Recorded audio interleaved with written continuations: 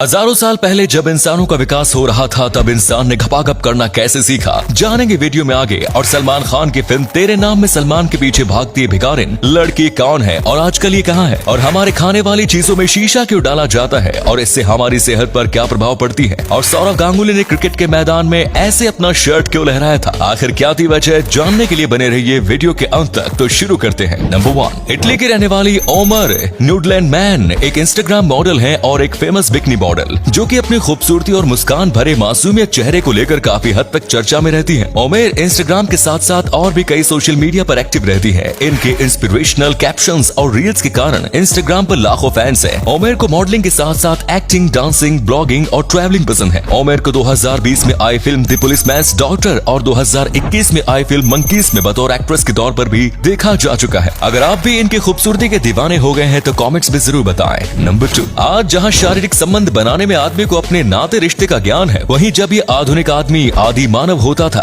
तब ना ही इसे ये ज्ञान था क्या कैसे खाना चाहिए, कैसे उठना है, कैसे बैठना है या फिर कैसे चलना चाहिए। तो उसे कैसे पता चला होगा कि प्रजनन और सेक्स कैसे होता है। पर वो विकास का एक ऐसा दौर था कि धीरे धीरे आदि मानव को सब कुछ समझ आता गया। जब उसने अपने साथी जानवरों को सेक्स करते और एक दूसरे के गुप्त अंगों को देखकर जिज्ञासा पैदा होती गई और आदि मानव ने भी सेक्स करना शुरू कर दिया। इस सेक्स की भावना उस समय ऐसे प्रचलित थी कि उसे किसी नाते रिश्तेदार का कोई ज्ञान न था। वो किसी के भी स्त्री के साथ कहीं भी सेक्स करना शुरू कर देता था। पर धीरे धीरे मनुष्य का विकास होता गया और उसे पता लगा कि क्या सही है और क्या गलत, और हमने भी आदि मानव से ही सेक्स की भावना को प्राप्त किया है। ये सेक्स की भावना पिछली पीढ़ी से अगली पीढ़ी तक आने वाली स्वाभाविक प्रक्रिया है। ये ठीक उसी तरह काम करती है जैसे सांस लेना या भूख लगने, कुछ खाने की इच्छा होना।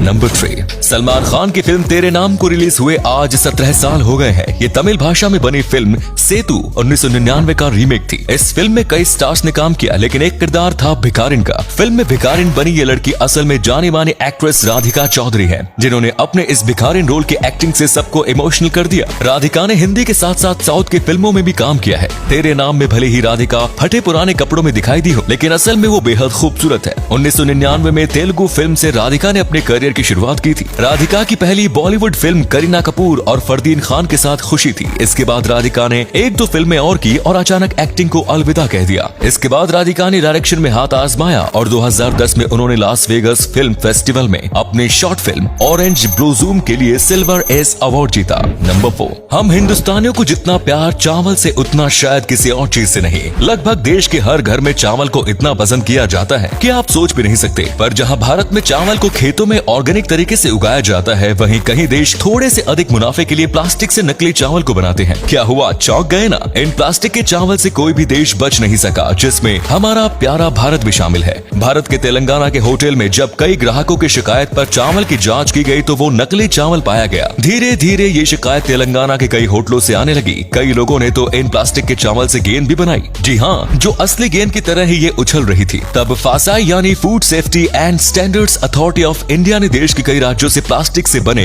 नकली चावल को बरामद किया और बैन कर दिया। हालांकि पैसे ही सब कुछ नहीं है, पर शायद ये चाइना जैसे देशों को पता नहीं, तो अगली बार जब चावल खरीदने दुकान पर जाए तो असली नकली चावल की पहचान जरूर कर ले। नंबर 5, देशों की सरहदें पार करके हिंदुस्तान में लोकप्रिय हो चुकी ये हॉलीवुड एक्ट्रेस क्रिस्टन स्टीवर्ट है। क्रिस्टन टीवी प्रोड्यूसर की बेटी होने के नाते बचपन से ही एंटरटेनमेंट की दुनिया से क्लोजली जुड़ी थी, पर उसके बावजूद उनकी एक्ट्रेस बनने की कोई ख्वाहिश नहीं थी। मगर सिर्फ 8 साल की उम्र में ही ग्लैमर वर्ल्ड ने उन्हें ढूंढ लिया, जब वो अपने स्कूल प्ले के लिए सिंगिंग कर रही थी। और इनकी इसी क्वालिटी के चलते उन्होंने अपनी 2 फिल्मों 2007 में आई इनटू द वाइल्ड और 2010 में आई रनवे के लिए अपना प्लेबैक किया था। 2003 से 2008 तक क्रिस्टन 4 बार यंग आर्टिस्ट अवार्ड के लिए नॉमिनेट भी हो चुकी हैं। फिर 2009 में ट्विलाइट सीरीज की फर्स्ट फिल्म न्यू मून के रिलीज होने के बाद उन्हें लॉस एंजल्स में बतौर जूरी बुलाया गया। क्रिस्टिन महज 22 साल की थी जब 2014 में $34.5 मिलियन के टोटल अर्निंग के चलते फॉर्ब्स मैगजीन ने उन्हें हाईएस्ट पेड आर्टिस्ट की लिस्ट में शामिल किया। उनकी इसी फेम के चलते सऊदी प्रिंस ने उनके साथ 15 मिनट के लिए बैठने और बात करने के लिए $500,000 का भुगतान दे डाला, जिसे क्रिस्टन ने तूफान रेत राहत कोष में दान कर दिया। इतने बड़े दिल वाले इस एक्ट्रेस के लिए एक लाइक तो बनता है। और अगले फैक्ट पर जाने से पहले इस फोटो को ध्यान से देखिए और बताइए कि आपको किस एक्टर का फोटो दिखाई दे रहा है। इससे पता लगे आपका दिमाग और आपकी आंखें कितनी तेज है। मिलते हैं आपको 5 सेकंड्स।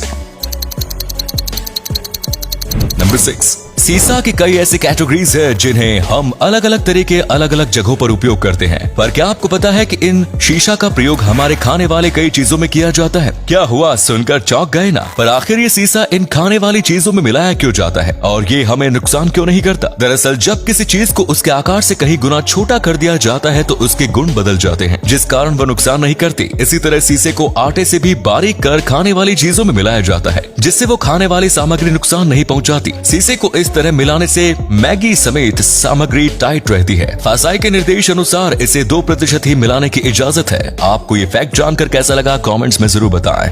नंबर 7, जब भी कोई बड़ी और मशहूर हस्ती अपने स्टेटस के अनुसार कार खरीदने के बारे में सोचती है तो उसके सामने सबसे पहला ऑप्शन रोल्स रॉयस का आता है। पर कुछ लोगों का सोचना है कि इसकी कारों में ऐसा क्या खास होता है जो ये इतनी महंगी होती है। आपको बता दें कि रोल्स रॉयस की कारों के केबिन में शानदार मटेरियल का उपयोग होता है। खास बात यह है कि ये हैंड क्राफ्टेड कारें होती हैं और तो और इनके परफॉर्मेंस में सालों बाद भी कोई कमी नहीं आती। रोल्स रॉयस के पास 100 सालों से ज्यादा का अनुभव है। सन 1981 में रोल्स रॉयस ने कंपनी इंजीनियरिंग को बेहतर करने के लिए एक ट्रस्ट का गठन किया था। कंपनी न केवल अपने ब्रांड के लिए बल्कि प्रसिद्ध ब्रिटिश सिंगल सीट लड़ाकू विमान स्पिटफायर का इंजन डेवलप करने के लिए जानी जाती है। इन सभी कारणों की वजह से रोल्स रॉयस कारें महंगी और अच्छी होती है। नंबर 8, सौरव गांगुली का नाम आते ही फैंस के जहन में कई महान घटनाओं की यादें ताजा हो जाती हैं। इन्हीं में से एक खास घटना थी 13 जुलाई 2002 को नेटवेस्ट ट्रॉफी के फाइनल में भारत के इंग्लैंड पर रोमांचक जीत की, जिसके बाद टीम के कप्तान सौरव गांगुली ने लॉर्ड्स की बालकनी में अपनी टी शर्ट उतार कर लहराई थी।